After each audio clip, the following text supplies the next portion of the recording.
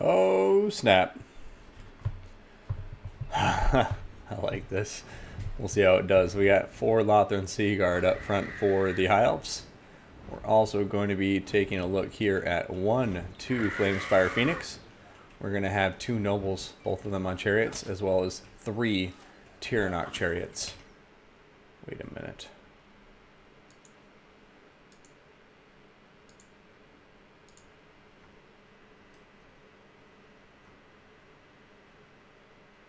Yeah, I'm pretty sure that's legal. I just want to double check.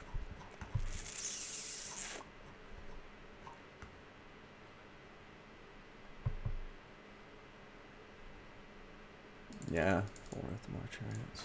I think it's 5 chariots is the cap.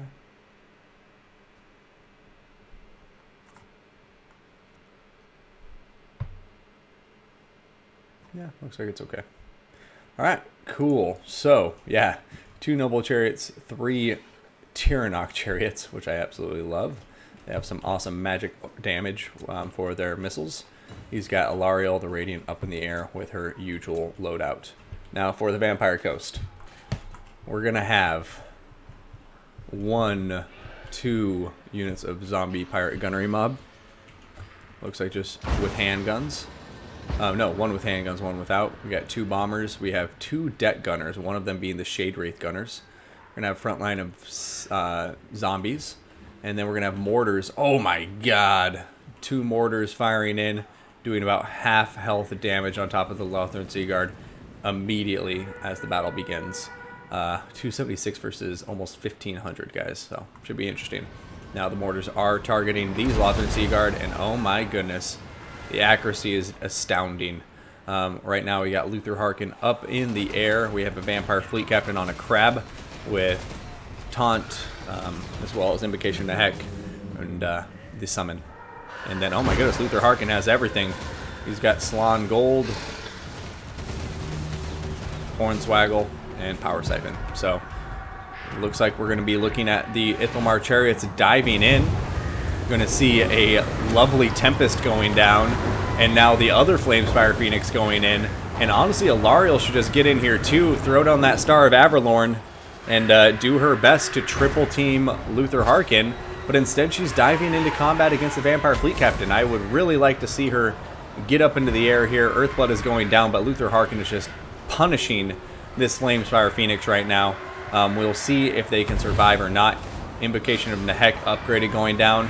Might have been a bit of a waste since, you know, just adds area of effect, doesn't necessarily increase the healing potential or anything like that. And we'll see what happens from here. You know, the Lothran Seaguard are firing away now. The chariots are in the back lines. We have a noble taking bringing a beating to the Vampire Fleet Captain. And so, yeah, time will tell. But right now, this is a pretty even match. But the Vampire Coast looks slightly in the lead, if you ask my humble opinion. Slan Gold going down on top of Alariel Radiant. However, the Star of Averlorn is in play, and the 3rd Flamespire Phoenix is back, and now Luther Harkin is in a very bad position, triple teamed by 3 birds with a Star of Averlorn on top of them. And this is where the battle could turn around, guys. We'll have to watch this. And over here, the Chariots, just look at them go. Chariots doing very well for themselves. The Flamespire Phoenixes and Alariel getting him down to half health now. And will Luther Harkin be able to survive this aerial engagement? The balance of power going significantly towards the High Elves after Luther's been taking all of this damage. And the Chariot's doing okay. And look at this, the Vampire Fleet Captain is crumbling and may die here to the Noble. There goes the Vampire Fleet Captain. There goes Invocation of Nehek. Here comes another, Tempest. And oh my goodness gracious, people. Oh my goodness gracious. Can Kark do this? Undertaker, it looks like he's in trouble. He's facing a lot of pressure right now. But yeah, these Flamespire Phoenixes are just not going to let him catch his breath. The bombers are coming in here doing some nice damage to the Lothran Seaguard, but they're going to continue firing away. And yeah, Luther Harkin's just running for his life at this point, chat. This is absolutely insane. I don't think I've seen a build quite like this. And I'm curious to see if it works out for him in the end. I mean, right now he definitely has Luther Harkin on the run. And I mean, think the Lothran Seaguard, they need to start splitting up. Maybe the High Elves just need to focus on killing Luther Harkin for a while, but they definitely are having a hard time catching him at the moment. And I would love to see Alariel just come over here too. The nobles with chariots are still hanging around. We have the Ithilmar chariot, the Tyrannok chariots coming back into the fight as well. But these mortars need to get shut down, otherwise the High Elf ground forces are just going to continue to get pulverized, as you can see there. Over here, Luther Harkin still running away. And these Flamespire Phoenixes are going to be faster than him. They have 120 speed to his 90. But, we'll see what happens. He's not replenishing HP right now because he isn't in combat. Oh, no, I lied. He's definitely replenishing HP. For some reason, I thought he had to be in combat to do that since it was the hunger. But yeah, Alariel and the nobles over here trying to take care of the deck gunners. Luther Harkin continuing to run away from the Flamespire Phoenixes. And, yeah, I don't know how this is going to turn out, guys. This is still very, very close.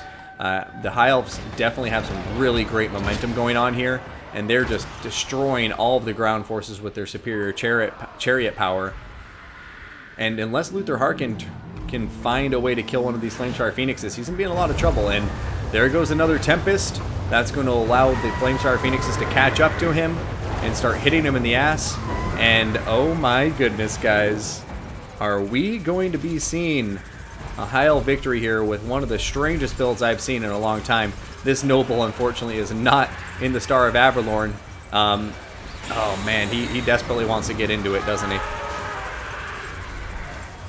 Oh, the weaker Flamespire Phoenix landing on the ground. A nice hit from the healthier one on top of Luther Harkin. And it looks like everybody's going to go in now. Flamespire Phoenixes are going in. Looks like Luther Harkin was trying to bait him down there, get him stuck in combat with his ground forces so he could pull back up and escape. And it may work out, especially because this Flamespire Phoenix is now in a very precarious position. It's separated from the rest of the forces, and Luther Harkin could potentially kill it right now, although he's having some hard time. Bad luck with the charge animations, it would seem. Oh, but there goes the Flamespire Phoenix. He killed it off with a mighty charge. And, oh, but look at this. The other one coming in for some revenge, and the nobles are on his ass. Will they be able to get a stagger? No, they will not. He's going to be able to get back into the air, and those bombs are doing a surprising amount of damage. Really need to see an Earthblood coming in from Alariel right now, because if she gets stuck in combat in the air with Luther Harkin, she will die. She needs to be careful. Yeah, I guess I was just misunderstanding how that works. And here comes the Lothran Seaguard. Uh-oh.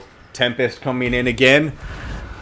And there goes some Lothran Seaguard. Luther Harkin diving, turning around to face these two in combat.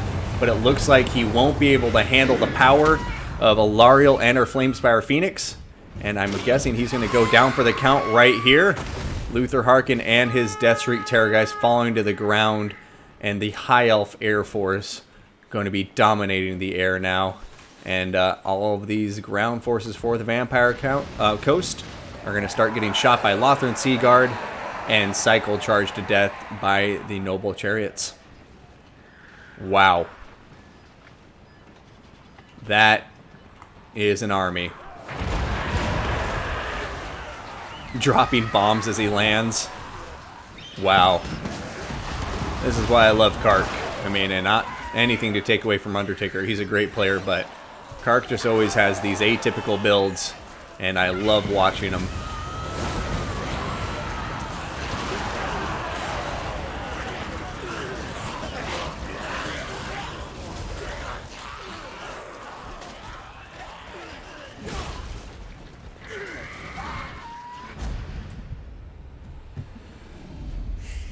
Are you not entertained? 237 kills, 150 kills. Those chariots did so much work. But man, what a fight! Luther Harkin, in hindsight, definitely needed some air support, and I guess these deck gunners were just compromised almost immediately by the Tyrannok chariots and the Noble chariots. So I think what this army really needed in hindsight was maybe some of the ROR rotting Prometheans gunnery. What are they called? The Lamprey's Revenge. Just something with mass to stop the chariot cycle charging, because looking at this army, the only thing with any mass to stop a chariot would be Luther Harkin or the Vampire Fleet Captain. And then other than that, his army was just like at the mercy of these chariots, and they just did so well. Now it's a crazy army composition and a great fight between both of those fine players, and looks like we're going on to the final now, chat.